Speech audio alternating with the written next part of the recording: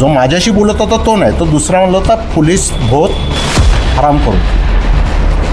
Viewers, आपण 2026 मध्ये आहोत, बट मी तुम्हाला मुद्दामून मागचे 10 वर्ष म्हणजे 10 ते 15 वर्ष मागे घेऊन जातोय. तुम्ही लोखंडवाला बघा, लोखंडवाला केस, कानेफाटा एक नक्सलाईट होता, त्याला अटक करण्याचा एक विषय होता. तिथे त्यावेळी सिनियर PI भानुप्रताप बर्गे साहेब, आणि पुण्यात तर म्हणजे पुण्याचं फेवरेट किंवा पुणे ज्यांना ओळखतं, जे पुण्याला ओळखता असे ते भानुप्रताप बर्गे. म्हणजे या लेवलचं काम करणारा माणूस आज चर्चेमध्ये आहात. तुम्ही 2 सिक्युरिटी गार्ड्सला तुम्ही 2 नाही, नाही ते 2 होते, एकाला कानाखाली छोटं प्रसाद दिलं असं वाटतंय. दिलं का? नक्की दिलेला आहे, त्याच्यामध्ये कुठलंही दुमत नाही आहे. सर, तुम्ही एवढे मोठे ऑफिसर आहात तुम्ही, आणि सिक्युरिटी गार्डचं कसं असतं की एक ऑफिसर नंतर झाला, एक माणूस पहिला असतो. बरोबर आहे. प्रत्येकामधला माणूस एक नक्कीच त्या ठिकाणी असतो, आणि मग नंतर त्याचा जो कुठला हुद्दा असेल, आता तर मी ऑफिसर पण नाही, आता तर सेवानिवृत्त, सामान्य नागरिक, सामान्यमधला पण मी सुपर सिनियर आहे आता. हां. म्हणजे माझं वय जर बघितलं आता तुम्ही 65 क्रॉस केलेलं आहे.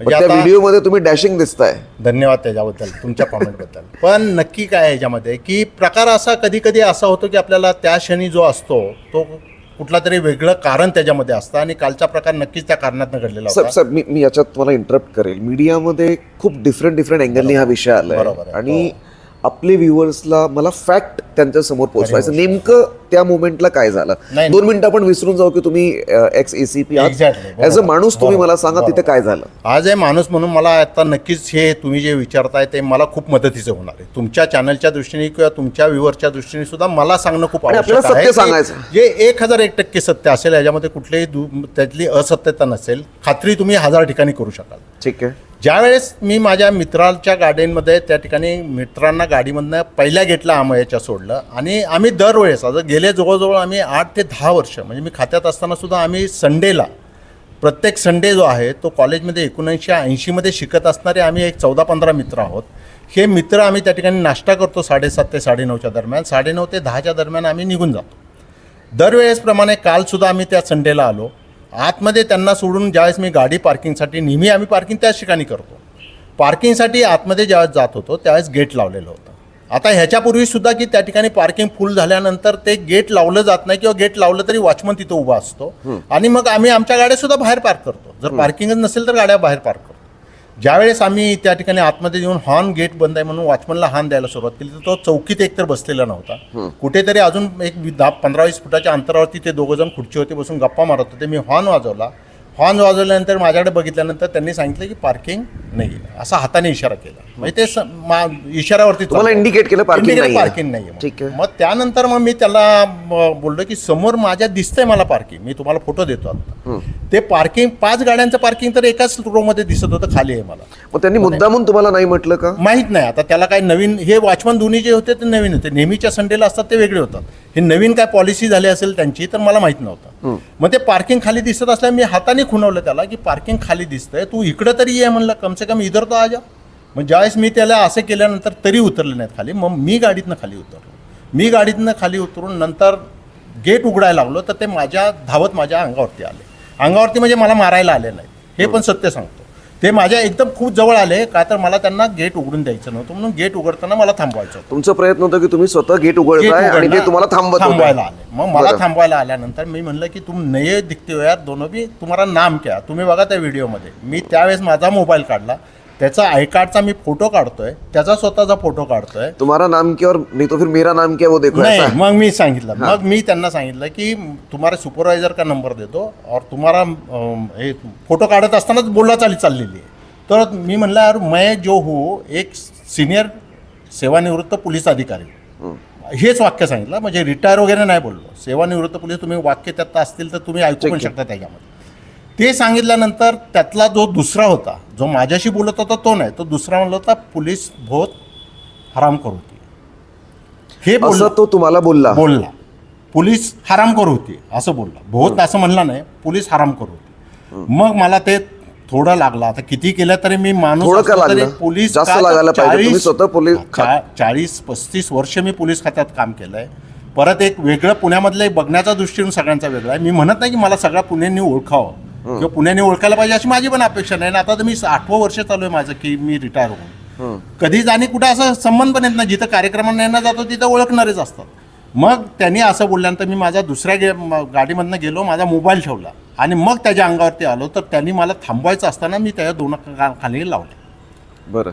ज्यावेळेस मी त्याच्या 2 गालावरती मारल्या चापटी, त्यावेळेस त्यांना त्याची मला वाटतं चूक समजली. सॉरी बोलला का तो? सॉरी बोलला, साहब माफ करो. सॉरी नाही बोलला, साहब माफ करो, गलती हो गया, मेरा कंप्लेंट मत करो. पायाने पाया पडला. बट सर तुम्ही कंप्लेंट केली? ऐका हां. ना, मग ते पुढे येतो मी. कंप्लेंट नंतरची गोष्ट झाली. मग तो माझ्या पाया पडला. पाया पडल्यानंतर मग मी गाडीत जाऊन बसलो. गाडी आतमध्ये, मग त्यांनी गेट उघडलं, गाडी आतमध्ये घेतली मी. गाडी रिव्हर्समध्ये लावून ते जे समोर 4 कार पार्किंग खाली आहेत त्याच्या समोरच्या बाजूला जी खाली जागा होती तिथं गाडी लावली. गाडीतनं उतरलो. मग हे परत जवळ आले माझ्या. जवळ आल्यानंतर म्हणलं, यार तुम मेरे को नंबर दे दो तुम्हारे सुपरवाइजर का, नहीं तो मालिक का नंबर दे दो, किसका एजेंसी बताओ, किधर का एजेंसी आहे. तो म्हणलं कोल्हापूरची एजन्सी आहे. बरं. कोल्हापूर में किसका एजन्सी, त्याला मालकाचं नाव माहीत नव्हतं. युनिव्हर्सल एजन्सी, त्यांच्या कार्डवरचं नाव युनिव्हर्सल होतं. त्याच वेळेस मी युनिव्हर्सलची वेबसाईटला बघत होतो काय मिळतंय का मला. चेक करत असताना दुसऱ्याने मग मला त्याच्या सुपरवायझरचा नंबर दिला.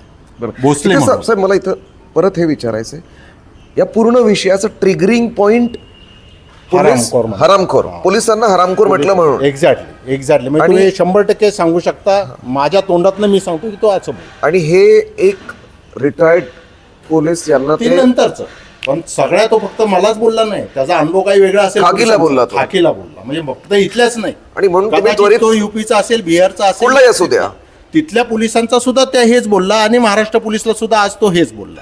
मला हे काय पोलिसांवरती हे करायचं नाही की मला म्हणला म्हणून सगळ्या पोलिसांना लागलं असं पण तुम्ही नाही. त्या सेवेत तुम्ही काम केलंय मला जास्त लागलं ते.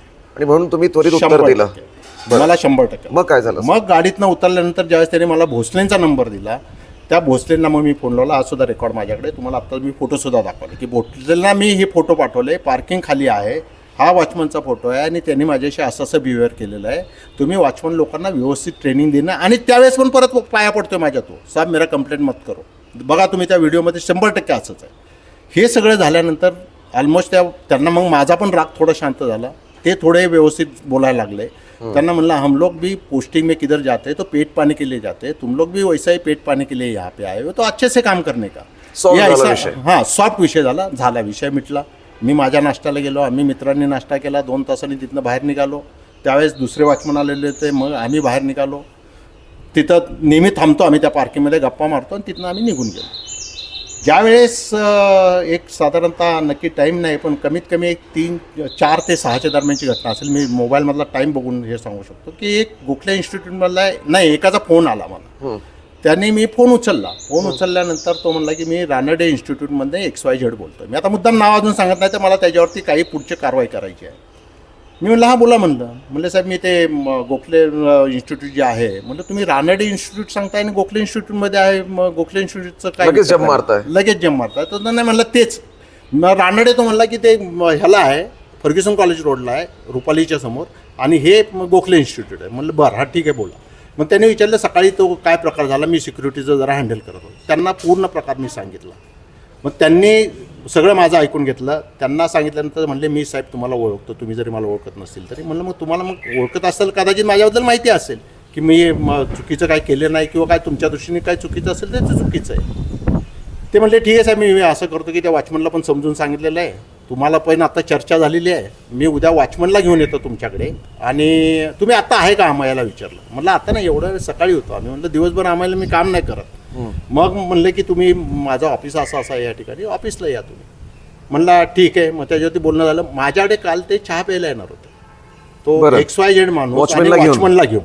म्हणले वॉचमनला पण हे नको, मी वॉचमनला तुम्ही पण समजून सांगा, आम्ही सांगितलेलं समजून. म्हणलं ठीक आहे या, म्हणलं चहा प्यायला पण या म्हणून. मग तो विषय झाल्यानंतर काल त्यांची वाट बघत असताना काल सकाळी अचानक मला पहिली क्लिप आली, जी एका चॅनलनी चालवलेली होती की त्या ठिकाणी अधिकाऱ्याची मुजोरी केली. आणि ही क्लिप सिक्युरिटी सिस्टमची क्लिप आहे, ही मोबाईलवरनं काढलेली नाहीये. एक्झॅक्टली तुमचा पॉईंट एकदम हा या ठिकाणी आपण येतोय की जी मोबाईलवरती ही क्लिप नाही, वॉचमनकडे क्लिप नाही, ते CCTV मधली क्लिप आहे. आणि फक्त एकाच प्रिमाइसेसची नाही, गाडी आत येतानाचा वेगळा CCTV आहे, पार्किंगचा वेगळा CCTV. म्हणजे अमय आणि गोखले इन्स्टिट्यूट ह्या दोन्हीच्या ह्याच्यात मधलं सगळं ते रेकॉर्डिंग जे झालेलं होतं ते त्या चॅनलवाल्यांनी दिलं. दुर्दैवाने काय झालं की चॅनलवाले सगळे मला ओळखतात, पण दुर्दैवाने ह्या चॅनलवाल्यांनी मला ओळखत असून सुद्धा कॉल केला नाही. अशा वेळेस तुम्ही 100% आता तुम्ही सिनियर आहात खूप ह्या फील्डमध्ये, तुम्ही कित्येक लोकांचे म्हणजे की स्टोरीज केल्यात, पण तुम्ही त्यांचेसुद्धा बाईट घेतले. त्यांचा काय विचार असेल किंवा त्यांचं काय मत असेल ते मागितलं. मग मी त्यांच्या चॅनलच्या संपादकांकडे कंप्लेंट केली. मग त्यांनी व्हिडिओ हटवला. कंप्लेंट झाल्यानंतर त्या रिपोर्टरचा सुद्धा बिचाराचा मला फोन आला. रिपोर्टर माझ्या पण ओळखीचा आहे आणि तरुण आहे खूप. त्याला मी म्हटलं की तो म्हणला साहेब सॉरी म्हणल्यानंतर सुद्धा आज मी मोठेपणा म्हणून सांगत नाही, पण त्याला हेच सांगितलं की तू खूप तरुण आहेस, तुला खूप फील्ड ह्या खूप वर्ष ह्या फील्डमध्ये काम करायचं आहे, हा आयुष्यातला धडा समज आणि येऊन जा माझ्याकडे एकदा ऑफिसला चहा प्यायला. तो सॉरी म्हणत असताना तो त्याला वाटलं मी काय ओढेल, अक्षरशः एक शब्द सुद्धा मी काय बोललो नाही त्याला.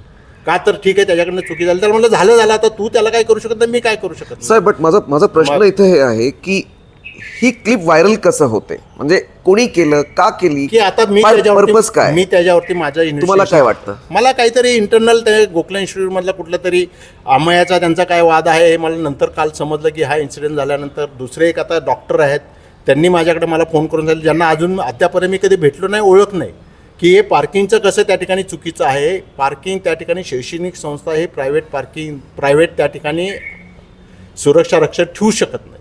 ज्यांना अनुदान मिळतं अशा कुठल्याही संस्था महाराष्ट्र त्यांनी रेस्टॉरंट पण प्रायव्हेटच आहे, प्रायव्हेट रेस्टॉरंट प्रायव्हेट आहे, ते त्यांचे इंटरनल इश्यू काय आहेत ते माहिती नाही, पण त्याचं खापून माझ्यावरती का फोडलं तुम्ही?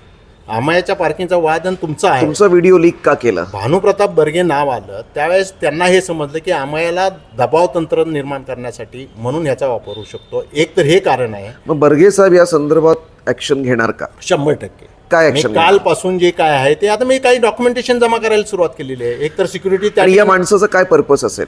पर्पज त्याचं हे की त्यांचं इंटरनल जे काय त्या ठिकाणी वाद चालू आहेत, एक तर ते त्यांचं पर्सनल आहे किंवा भानुप्रताप बर्गेंच्याबद्दल त्याला काही जलसी असेल किंवा अजून काय त्याला कोणी सुपारी माझ्यानंतर जर असं समजल्यानंतर दिली असेल. जे काही माझे पण आहेत विरोधक, त्यांनी माझ्याविरुद्ध खूप वर्ष कारवाई केलेल्या आहेत. बरं. ज्यांनी काही मुद्दे काढलेले आहेत माझ्याविरुद्ध ते सगळे क्लिअर झालेले आहेत.